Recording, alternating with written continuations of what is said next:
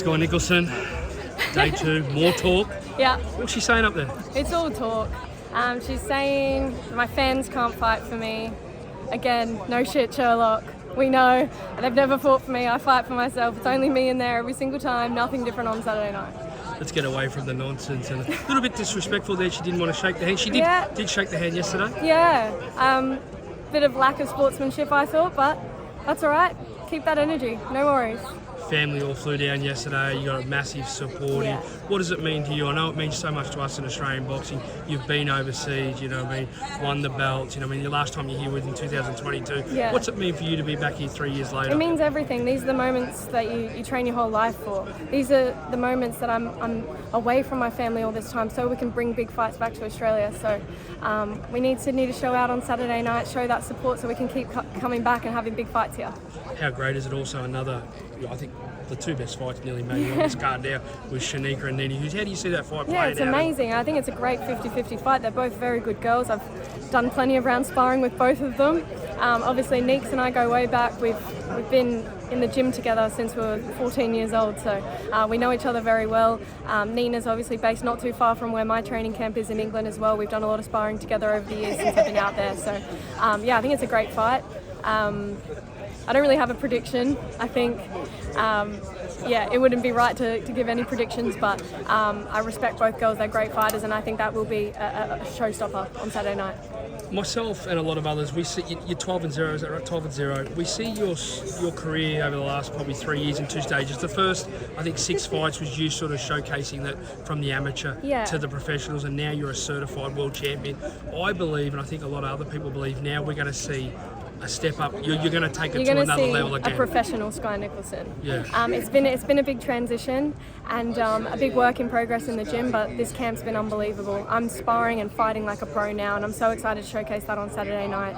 I'm not boxing like an amateur. I'm not point scoring. I'm hurting girls. I'm stopping girls in sparring. I'm putting them over, and that's in the big gloves and head guards. So bring on Saturday night. I cannot wait. I hope she brings that energy. I hope she brings that heat, because it's going to be an earlier night if she does.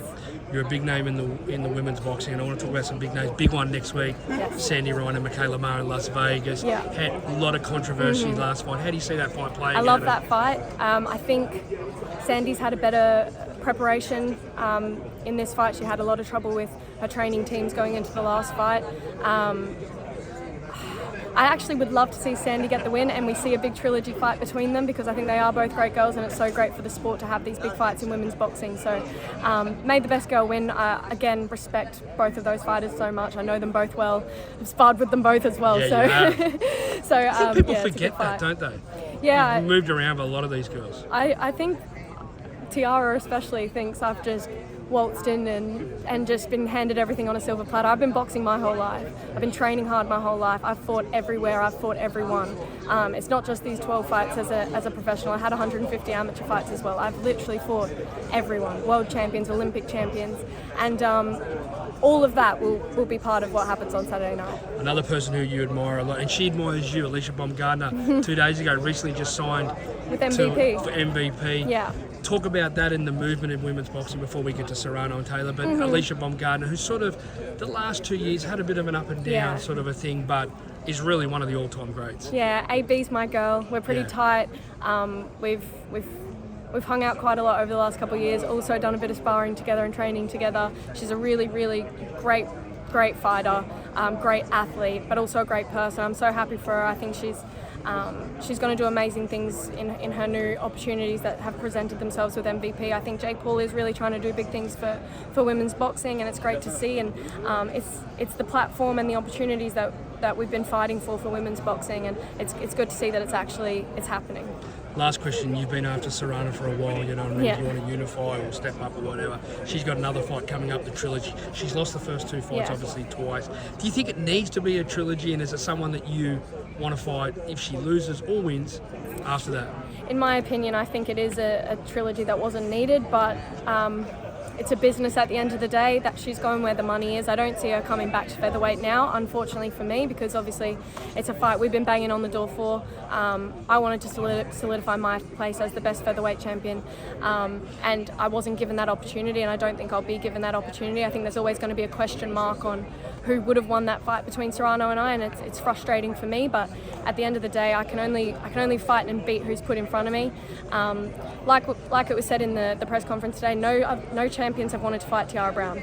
It was a no-brainer for me, and the levels are going to show on Saturday night. Who wins that one? Katie and Amanda again? I think Katie wins again. Really? 100%. She's too good. She's too fast. They've had good 50-50 fights. I don't think Katie necessarily has been fighting her own fight. I think she's been fighting Amanda's fight and still beating her. She got a point taken off her in the last fight and still won on an MVP card in America again. For me, I just don't see the point in the third fight, but I understand it from a business side of view.